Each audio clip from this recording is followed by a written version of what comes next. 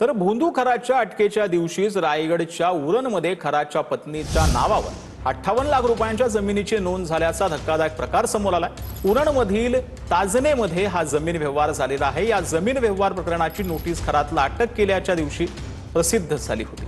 तर सदरच्या नोंदी आम्ही टाकलेल्या नाहीत असं स्पष्टीकरण तहसीलदार कदम यांनी दिलेले आहे। एकंदरीत पाहता जर खरात दाम्पत्य जर फरार आहे तर मग त्या नोंदीत कशा झाल्या याची सखोल चौकशी व्हायला पाहिजे।